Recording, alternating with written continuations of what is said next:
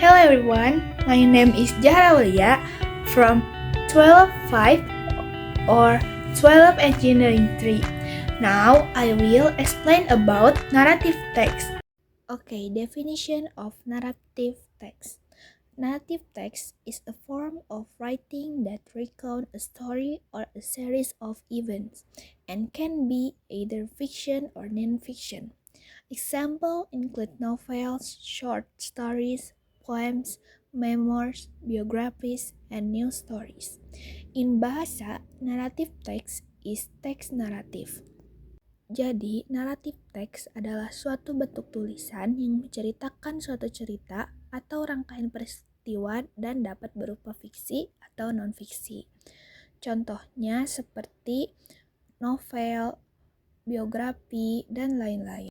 Purpose of narrative text is to entertain the readers through the amusing story. Atau pengertian tujuan naratif teks adalah untuk menghibur para pembaca dengan cerita yang menarik. Characteristic of narrative text. Narrative text have a beginning, middle, and end with event arranged chronologically. They use descriptive language to create a vivid mental pictures of the character, setting, and events of the story.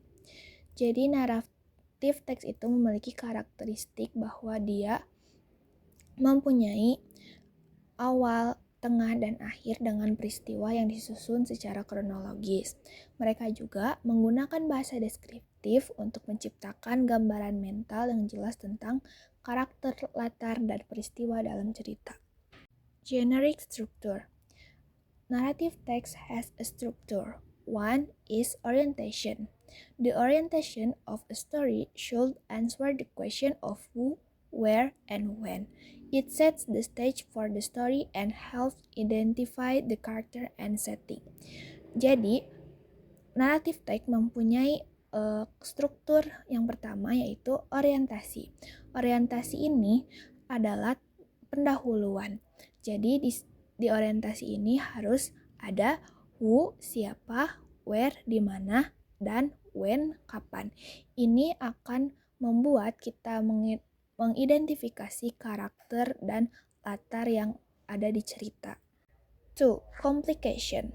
The three parts of a story problem are the rising action, climax, and falling action. The rising action presents the problem, the climax is the peak of the problem, and the emergence of a solution. Complication itu memiliki 3 bagian. Yang pertama, rising action. Rising action adalah masalah mulai muncul. Lalu klimaks itu adalah puncak permasalahan. Yang terakhir ada falling action.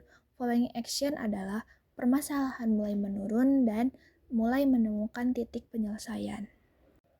3. Resolution. Resolution is the part of a story where conflicts or problems introduced earlier are addressed and character may overcome obstacles, find solution, or experience personal growth. Jadi, resolution adalah bagian ini biasanya berisi penyelesaian atau akhir dari sebuah cerita teks narasi.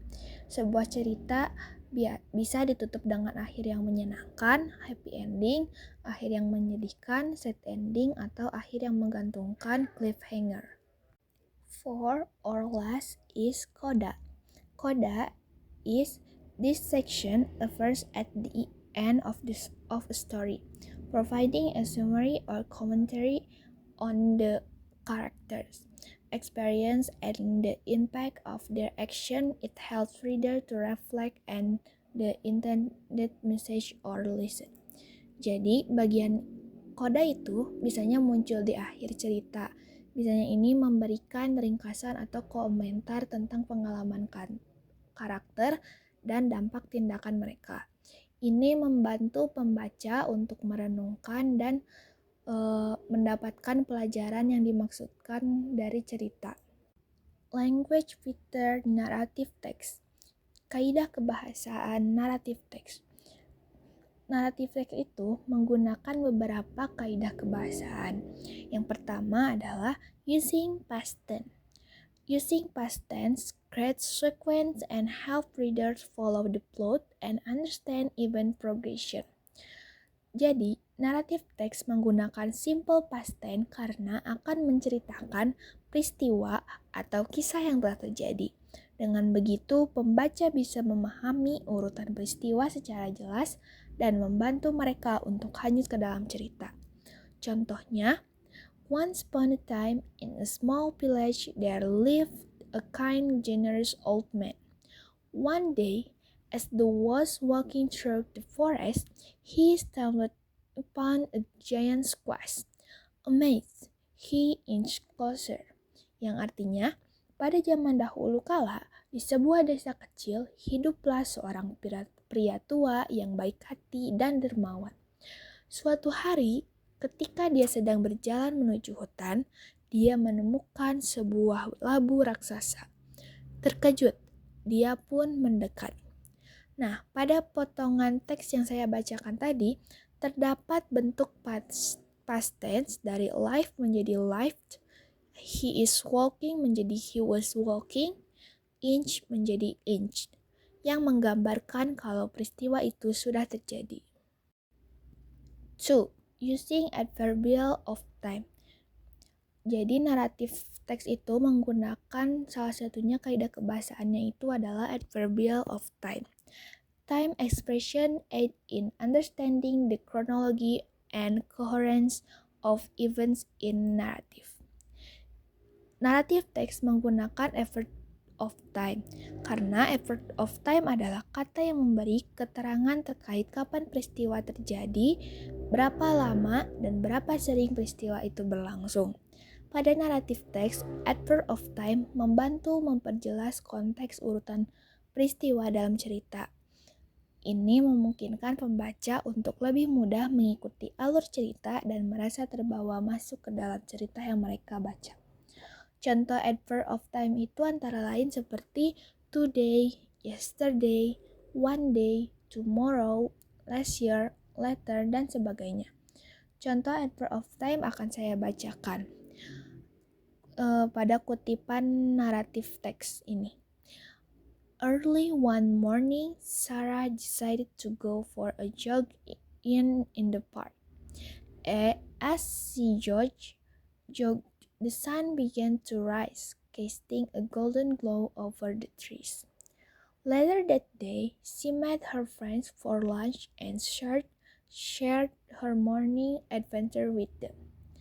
Yang artinya, pagi-pagi sekali, Sarah memutuskan untuk jogging di taman. Saat dia jogging, matahari mulai terbit, menyebarkan cahaya emas di atas pepohonan.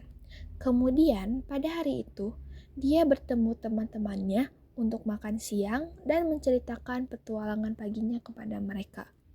Nah, pada contoh yang saya bacakan ini, terdapat beberapa adverb of time, yaitu early one morning dan later that day yang digunakan untuk menunjukkan urutan peristiwa yang terjadi. 3. Using adjective. Jadi, kaidah kebahasaan yang digunakan oleh naratif teks selanjutnya adalah adjective.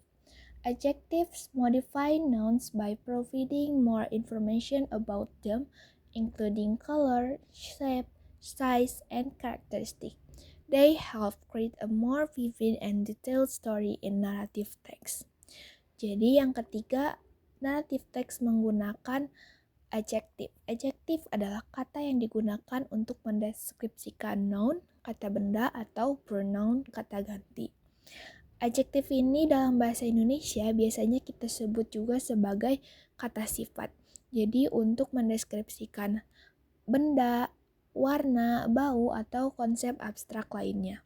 Contohnya di sini adalah the brave knight entered the dark, mysterious forest, ready to face any challenge that lay ahead. Yang artinya, seorang kesatria yang berani memasuki hutan yang gelap dan misterius, siap menghadapi segala tantangan yang menantinya.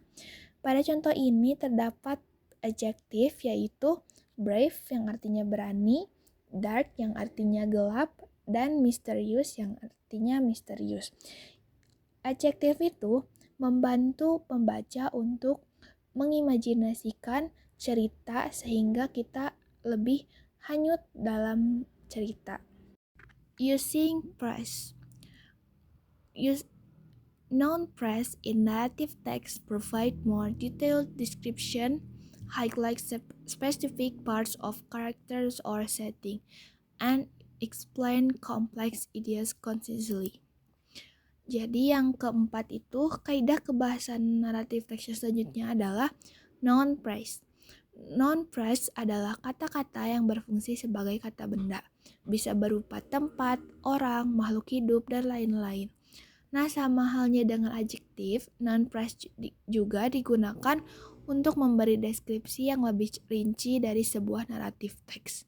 Contohnya, the bright morning sun casts a golden glow on the calm waters of the lake, creating a breathtaking view. Matahari pagi yang terang melemparkan cahaya emas pada air tenang danau, menciptakan pemandangan yang memukau.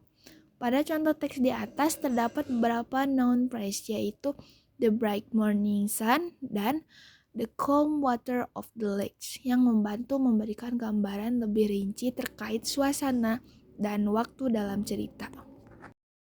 Nah, di sini sudah ada contoh soal dan contoh teks naratif. Jadi mari kita baca. Long, long ago, when the gods and goddesses used to meddle in the affairs of mortals, there was a small kingdom on the slope of Mount Wayang in West Java. The king, named Sang Prabu, was a wise man. He had an only daughter called Princess Teja Nirmala, who was famous for her beauty, but she was not married. One day, Sang Prabu made up his mind to settle the matter through a show of strength. After that, the prince of Blambangan named Raden Begawan won the competition. Unfortunately, the wicked fairy Princess Segara fell in love with Raden Begawan and used magic power to render him unconscious, and she forgot his wedding. When Sang Prabu was searching, Raden Begawan saw him and soon realized that he had been enchanted by the wicked fairy.